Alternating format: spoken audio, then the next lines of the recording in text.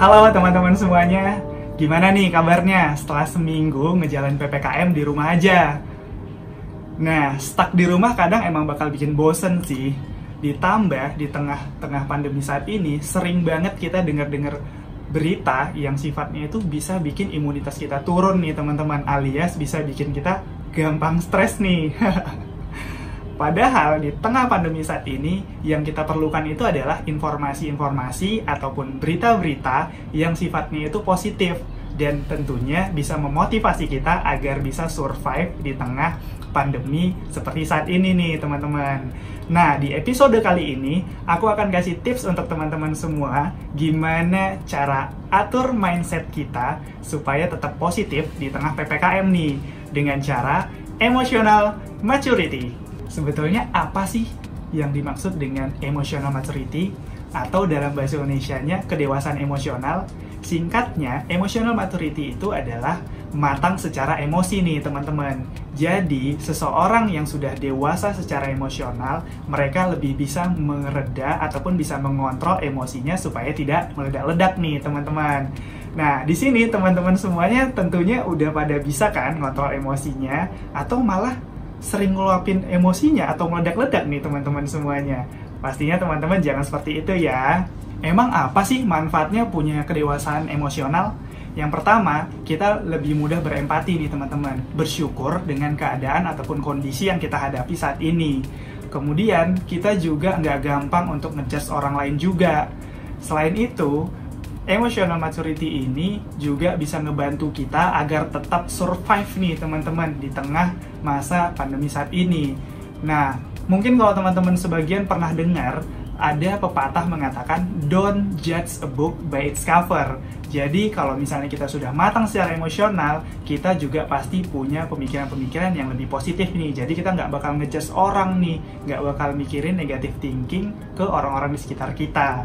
Apalagi di tengah kondisi pandemi saat ini, sering banget nih kita dengar-dengar berita yang sifatnya itu bisa mancing emosi kita nih teman-teman. Jadi kalau misalnya kita bisa kontrol emosi kita bisa lebih calm down lagi nih untuk mengatasi masalah-masalah yang ada. Bahkan dari masalah-masalah yang ada itu, kita bisa lihat peluang positif di baliknya. Jadi untuk itu teman-teman tetap harus bisa mengontrol emosinya, tetap bisa positive thinking juga. Nah, terus gimana sih cara ngebangun kedewasaan emosi tadi supaya nggak gampang kepancing emosi nih? Nah, yang pertama, kita harus tahu apa yang dirasakan diri sendiri dulu nih. Coba deh identifikasi emosi yang lagi kita rasain nih teman-teman. Misalnya, pas lagi pandemi gini, kita pasti bakal jadi sensitif nih. Kalau misalnya ada teman kerja kita yang slow respon, terus udah ditelepon juga nggak diangkat, di chat juga nggak dibales gitu ya. Padahal kerjaan ini lagi urgent banget gitu. Nah, mungkin teman-teman yang lagi ngerasain di situasi itu, mungkin bisa sabar gitu ya. Kemudian mungkin tarik nafas pelan-pelan dulu, hembuskan dulu gitu ya. Coba berhenti sejenak deh. Mungkin aja partner kerja kita tadi juga lagi ada kerjaan urgent yang sedang mereka hadapi. Nah, satu lagi nih, nggak semua orang teman-teman bisa balas chat secepat kamu. Iya, kamu. Intinya di situasi seperti ini kita harus saling support aja teman-teman semuanya. Yang kedua, ini tanggung jawab. Paham dong kenapa teman-teman ini mesti banget dan penting banget nih untuk diimplementasikan. Jangan sampai kita terlepas dari tanggung jawab yang ada di kehidupan yang kita jalani saat ini. Masa berat pasti ada teman-teman, tapi artinya pasti akan datang masa pengharapan juga nih teman-teman.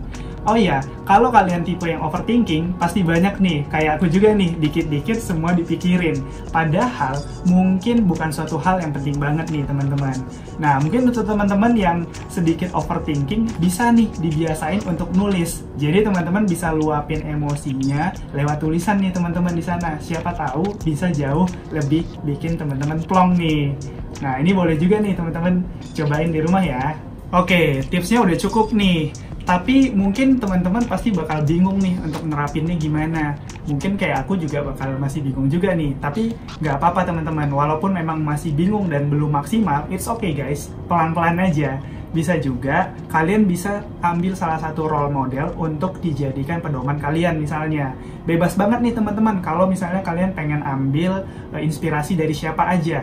Mau dari keluarga, teman, tokoh inspiratif, atau mungkin bisa dari karakter fiksi idola kalian nih teman-teman.